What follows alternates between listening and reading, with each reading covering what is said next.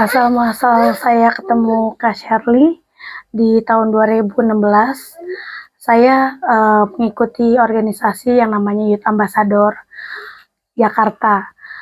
Youth Ambassador Jakarta ini adalah komunitas anak-anak yang putus sekolah, anak jalanan. Itu kita dididik sedemikian rupa dan belajar gimana sih yang namanya ngatasi bencana, tahu tentang lingkungan DKI Jakarta. 2000 berapa tuh ya? 2022 aku ketemu lagi tuh sama kakak itu di Jakarta. Aku nggak tahu dia di Jakarta. Aku kira dia masih di Palu gitu loh. Akhirnya aku kontak lagi, dia lagi yang langsung, Din ayo kita ketemu di Metropol waktu itu. Makan rujak buah gitu kan. Nah, disitulah aku bilang aku lagi cari kerja loh Kak Shirley.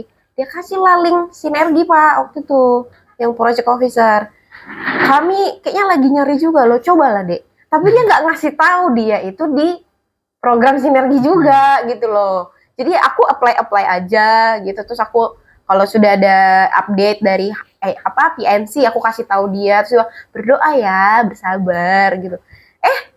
Pas lolos satu tim.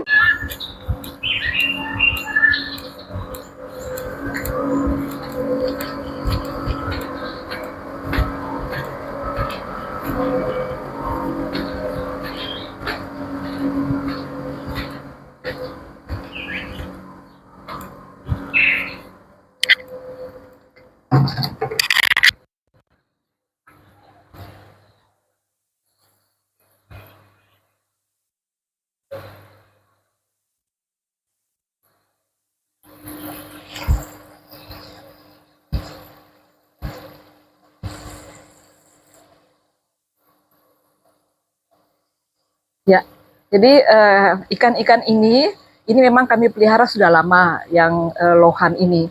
Nah, ininya yang masih baru. Jadi yang kecil-kecil ini ceritanya adalah ketika dia radiasi ke rumah sakit RSPAD Gatot Subroto, di ruang radiasinya itu ada akuarium besar. Dan ada ikan seperti ini yang dia senang lihatnya. Jadi kalau pergi itu dia tengok-tengok ikan. Nah, itu memberikan aku ide agar supaya pemandangan seperti itu ada di kamar kami lah. Supaya dia tiap hari bangun pagi-pagi, dia lihat seperti ini, lihat kehidupan. Ya. Ada yang bergerak, makan, dan sehat.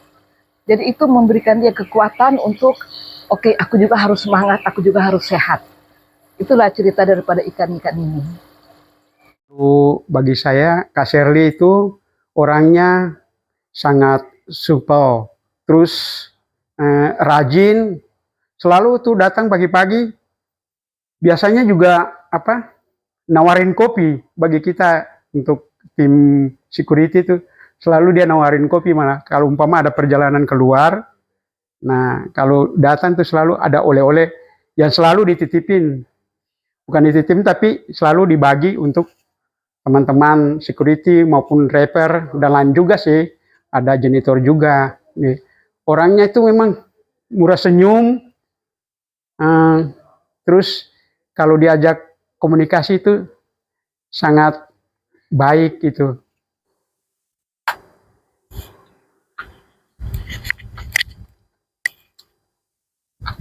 Ini adalah ruang kerjanya Shirley. Jadi memang tempat tidur atau settingan ini sengaja dibeli untuk menghemat ruangan. Jadi pada waktu itu kan ada working from home. Jadi kadang-kala kan mesti pakai Zoom dan segala macam. Jadi dia duduk di sini, kemudian dia kerja, dan tadinya di belakang sini sih ada kain sumba buat jadi latar belakang dia. Nah, dia tidurnya di atas sini. Jadi dia tapi waktu itu ini kami sudah ubah ya. Tangganya itu saya keluarkan ini, tidak pakai yang tangga ini, tapi saya pakai lemari-lemari supaya tangganya itu agak besar dan tidak curam seperti ini. Nah, dia naik tangga itu, baru dia tidurnya di sana. Di sini juga aku sesengaja kasih juga rak-rak seperti ini buat dia taruh buku. Kadang-kala juga ada laptopnya di situ. Dia bisa bekerja di situ. Sesenangnya dia lah begitu. Dan dia cukup apa namanya itu nyaman karena di sini tadinya ini ada buku-buku dia semuanya. Ya sekarang kan sudah berganti. Tadinya ini buku-buku dia semuanya. Ini adalah kantong-kantong yang berisi bahan barang-barang dia dan ya dia cukup punya privasi ya dengan settingan seperti ini. Dia apa namanya itu bisa kerja tanpa diganggu dan berkomunikasi dengan siapapun itu tanpa diganggu. Ya, itu sebelum dia sakit. Nah, ketika dia sakit, dia tidak bisa naik lagi di atas sini. Jadi kami pindah ke depan. Wah, masih ada mapnya Kak Shirley. Pamer, jadi ingat. Kak Shirley kan ibunya aset tim kami ya. Jadi memang banyak banget aset kantor kami yang memang atas namanya dia. Dia bertanggung jawab untuk segala asetnya kami, termasuk kalau aset itu lagi sedang kami gunakan, dia sangat benar-benar memonitor, mengingatkan kami untuk selalu mengembalikan aset-aset tersebut di lemari tempat penyimpanannya dia. Di sini nih.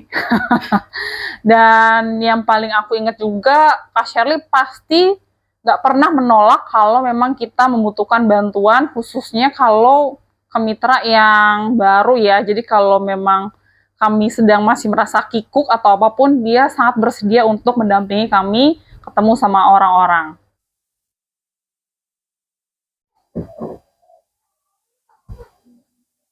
Tuh dia ngajarin saya arti kebaikan, arti kesabaran, yang namanya ibarat kata saya putus sekolah dan dia tuh gini loh, kamu harus bisa ngelanjutin sekolah itu, dan saya alhamdulillah ngelanjutin sekolah itu dengan paket C.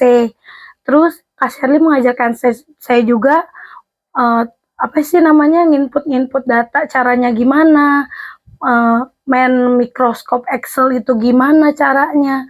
Dia ngajarin sampai saya bisa, sampai saya kerja di kantor Bana di Palu, Sulawesi. Terus juga saya pernah yang namanya berbagi sama Kak Shirley di apa namanya sih, di salah satu yayasan anak kanker itu. Saya diajarin yang namanya sabar, gimana cara ngadepin anak-anak, itu saya nggak pernah saya lupain. Amin. Tetap berdiri. Dia selalu kalau datang selalu ada yang dia bawa ya, dia bagi buat kita makanan apa gitu yang dia dapat dari orang lain ataupun dia beli sendiri untuk kita gitu. Jadi itu satu kehilangan besar juga buat kita. Nggak ada lagi orang yang menyapa pagi-pagi dengan makanannya gitu, hospitality-nya. Dan saya salut sama dia. Saya nikah, dia datang untuk ngasih selamat. Itu dia datang pagi-pagi jam 6, saya belum datang, dia udah datang duluan sama Om Victor. Dan anak saya pun lahiran kemarin, dia datang untuk lihat anak saya loh. Ini cucu Maci udah ada. Terus kemarin juga sempet-sempetnya dia sakit. Dia anak saya ulang tahun, dia bawa kue. Walaupun dia udah ngerasa sakit banget gitu, sumpah. Menurut saya dia udah sakit banget, udah nyeri-nyeri gimana, tapi dia tetap sempetin waktu buat ngirim kue ke rumah saya buat anak saya ulang tahun. Badan Meteorologi, Klimatologi, dan Geofisika atau BMKG mengingatkan adanya potensi gempa dari 2 megatrust yang sudah lama tak melepaskan energi besarnya. Hal ini diungkap terkait gempa besar dengan magnitudo 7,1 yang memicu tsunami di Jepang yang bersumber dari megatrust Nankai pada Jumat lalu.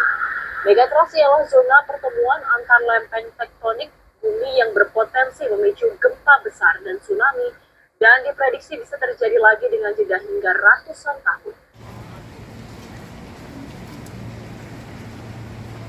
Terlambat atau gimana, pokoknya suaranya kencang. Selamat pagi. Selamat pagi semuanya. Ini ayo Bang Nofri cobain kuenya. Iya, ini kamu mau nggak Zra? Ambil Zra, kamu pasti suka. Apa tuh sana Wahid 99 sampai dia sebentar Bang, aku searching dulu mana nih, kok nggak ada nasi kuningnya enak gitu, nasi kuningnya enak gitu. Akhirnya kita jalan kaki sampai di ini nyari waktu itu kan.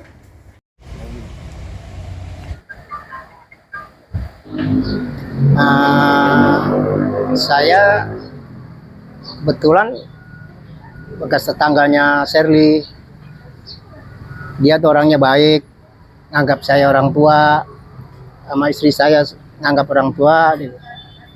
Ya, kalau dia mau pergi kemana selalu izin salim sama saya, sama ibu, pokoknya baik deh dia sama saya.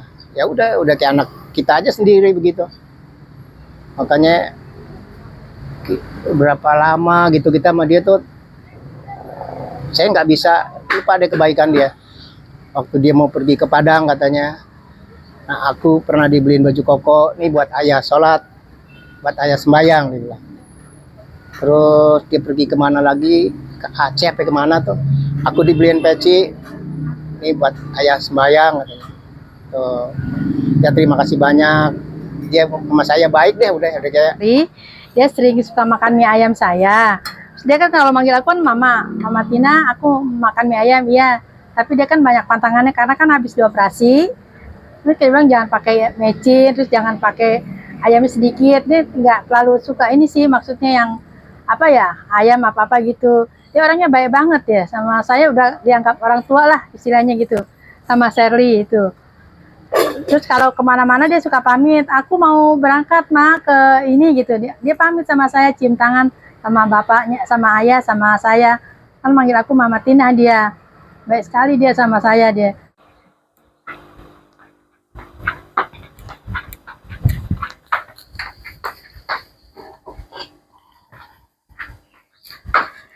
Shirley itu senang bikin kue. Jadi dia bikin kue itu, inilah resep-resep yang dia tulis ya, supaya saya itu jangan lupa. Jadi semua ada resep apapun itu ditulis sama dia, ini tulisan-tulisan tangan dia 3 ini. Ini aku dengar dari dia dan aku tulis. Nah, itu jadi barang-barang yang dia punya sampai sekarang ini adalah mixer ya, yang dipakai buat bikin kue, yang dan dia paling suka itu kue yang namanya itu on baked cook, yang dia bikin, dia bawa ke kantor ataupun kami makan rame-rame.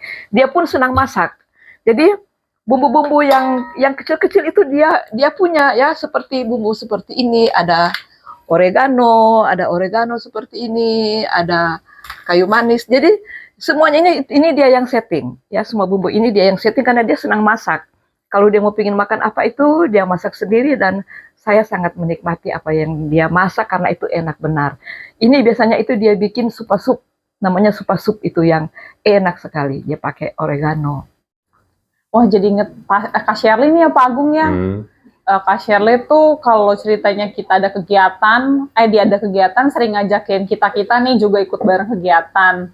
Nggak ragu juga untuk kenalin kita nih ke mitra-mitra kita, karena kan waktu itu saya juga masih baru ya Pak ya, jadi memang dia kenalin ke mitra kita yang ini ya, tujuannya biar kita juga nanti bisa sambil membaur ke teman-teman lainnya. Dan yang paling aku ingat juga memang dia nggak pernah lupa untuk jelasin konsep-konsep yang dia sudah tahu sebelumnya ya, agar nanti kita juga bisa nerusin nih apa yang dia udah lakukan.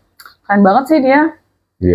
Iya, waktu aku minta handle hubungan dengan tokoh-tokoh agama juga, memang kelihatan sih dia pintar gitu ya menjalin hubungan dengan orang-orang. Bahkan sering dengar cerita yang bukan pekerjaan gitu ya, dia ngobrol dengan tokoh agama ini yang diomongin soal yang lain gitu. Jadi ya memang bagus dia di situ. Kerja memang ngajak ya. Ayo cepetan. 1, 2, 3. Go. Cepetan. Dia ngajarin saya semuanya. Sampai saya pernah di Palu kerja yang namanya kemanusiaan ya. Saya nggak, maksudnya mau 2 mobil dipakai sama teman saya buat beroperasi. Dan saya itu demi anak-anak di daerah Sulawesi itu, kita naik motor 2 jam bawa snack di depan sama di belakang, udah kayak mau jualan, kita nelusurin kayak pohonan-pohonan jagung gitu. Terus saya sempet jatuh dan dia ngomong gini, "Dek, Mama salut sama kamu diajarin tulus sama Mama berguna," katanya gitu. Dan dia kan makin lama makin memburuk ya.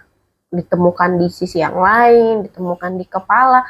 Tapi yang aku ingat banget itu, bahkan setelah dia mengikuti menjalani prosedur yang banyak banget itu, aku pernah nemenin dia 1 kali kemo yang suntik cairan itu 3 jam di RSPAD.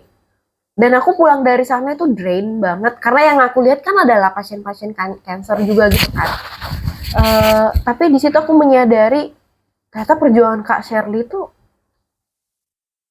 itu tuh berat banget loh gitu.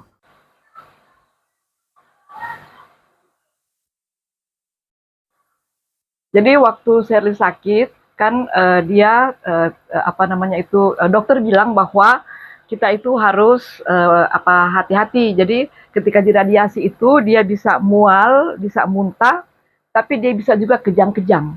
Nah, untuk mual dan muntah itu ada obatnya. Tapi kalau dia kejang-kejang itu harus segera dibawa ke IGD terdekat. Nah, kita itu coba. Jadi kita itu memikirkan bagaimana caranya kalau dia lagi kejang-kejang itu mau keluar dari kos-kosan ini, dari kontrakan ini.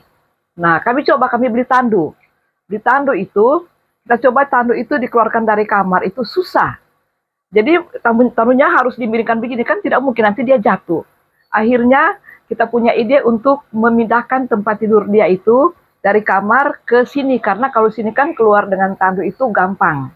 Nah, jadi sejak saat itu tempat ini adalah tempat tidur kami berdua lah. Dia di bagian sini, jadi ada tempat tidur ini, kursi ini tadinya di sini, sofa ini di sini, dan ini saya punya tempat tidur. Jadi kami berdua menghabiskan waktu di ruangan ini. Nah, disinilah setiap malam itu dia sharing tentang semua kejadian yang terjadi di siang hari.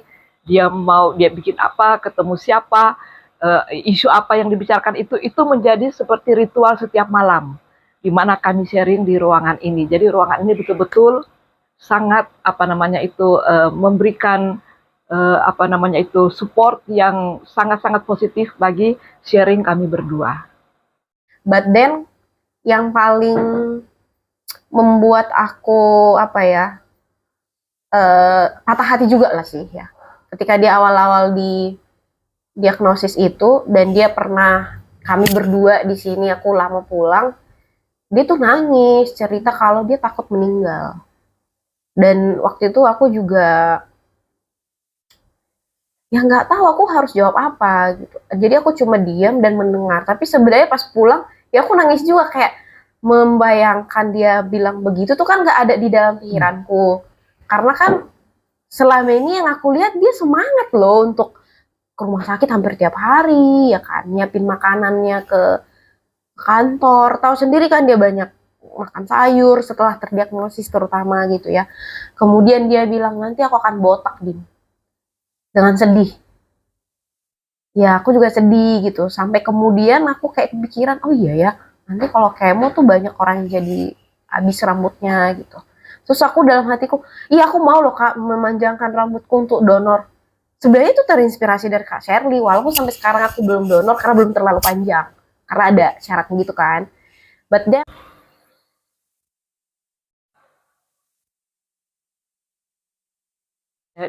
jadi ketika kami sharing malam-malam itu, ada juga hal-hal misalnya kejadian tadi siang itu yang yang dia tidak suka atau agak menyakitkan buat dia. Nah, dia itu tidak suka buat orang yang terlalu perhitungan. Jadi untuk setiap rupiah, setiap apa itu detail-detail diperhitungkan. Dia itu lebih tulus ya. Dia kalau memberikan, kalau menolong orang itu dia tulus. Dan kalau ada orang yang misalnya perhitungan banget itu dia pasti cerita ke saya. Si ini, si itu kok tadi perhitungan banget begitu kan. Jadi saya mendapat kesan bahwa hal-hal seperti itu dia tidak mau, dia lebih suka sharing, ketulusan membantu orang itu tanpa mengharapkan apapun imbalannya. Dia akan dukung siapapun yang memerlukan dukungan itu dengan sepenuh hati, bahkan pun dia bisa melupakan dia punya sakit itu hanya untuk memberikan kekuatan kepada orang lain. Jadi yang dia tidak suka itu orang-orang pelit misalnya, yang yang susah untuk sharing. Nah, itu kadang-kala buat dia itu aduh ini orang kok macam begitu ya. Nah, tapi dia itu membalasnya dengan menunjukkan ke orang itu bagaimana dia punya prinsip, ya. Dia kadang-kala kan dia bawa makanan ke kantor berlimpah-limpah, dia bagi apapun itu tanpa perhitungan untuk memberikan contoh yang baik kepada rekan-rekan atau kepada siapapun yang dia temui. Dan yang aku lihat, walaupun segitu beratnya, dia tuh datang ke kantor tetap fashionable. Ya kan? Senyumnya itu kan. Aku ingat waktu itu alisnya kan udah habis ya. Tapi dia gambar sedemikian rupa, dia pakai anting, pakai turban yang sesuai warnanya dengan bajunya, dengan sepatunya. Sepatu bootnya. Iya, gitu kan. Dan dia mulai memakai warna-warna yang cerah. Jadi lebih cewek gitu kan. Aku dianggap orang tua, makanya air hayatnya juga saya nggak bisa jenguk karena saya sakit. Sampai dia sakit aku pernah bilang, Shirley, kalau malam bangun ibadah minta doa ya sama Tuhan, kamu minta aja semuanya biar disembuhkan penyakitnya. Saya bilang gitu. Ya memang kehendakan lain ya. Ya sedih juga ditinggalin. Baik orangnya, masalahnya mas saya baik banget gitu. Dan kemarin saya juga kan sempat pas dia meninggal itu saya datang ke itunya dia, rumah dukanya. Saya buat nungguin dia 3 hari itu untuk terakhir kali. Saya kayak merasa kehilangan banget, sumpah. Semua yang diajarin itu bermanfaat untuk saya sekarang. Makasih. sebenarnya aku tidak menyangka dia pergi setiba-tiba itu. Bagiku tuh tetap tiba-tiba ya. Dan secepat itu sih. Karena yang aku lihat dia semangat hidupnya bagus banget. Ya terlihat dengan fashionnya dia. Terus kalau dia mau harus ke rumah sakit juga kan dia selalu bilang kan di grup. Dan kadang kalau dia habis dari rumah sakit itu kita dibawain snack. Jadi apa ya, aura-aura orang yang lagi sakit itu sebenarnya gak ada kalau secara sosialnya gitu ya. But then dia sudah pergi. Aku senang sih pernah jadi teman dekatnya Kak Shirley. Thank you Kak Shirley.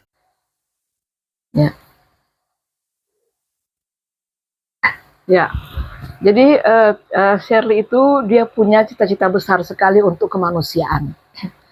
Dia maunya terutama untuk isu anak-anak ya, dimanapun ada terjadi pengungsian misalnya dan ada anak-anak berkumpul itu, dia itu maunya anak-anak ini mendapatkan pelayanan psikososial secepat mungkin. Itu isu yang pertama.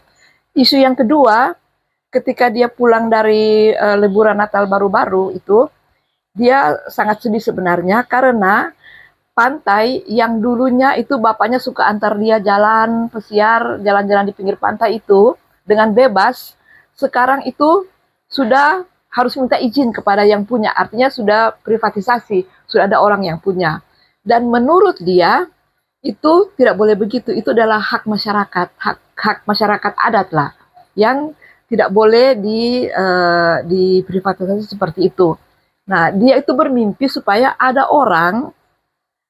seseorang lah, semua itu dia itu mau bikin itu, mau advokasi hak-hak daripada masyarakat ini supaya ini dikembalikan menjadi milik komunitas, di mana orang-orang itu bisa dengan bebas itu melaut, main-main di pantai.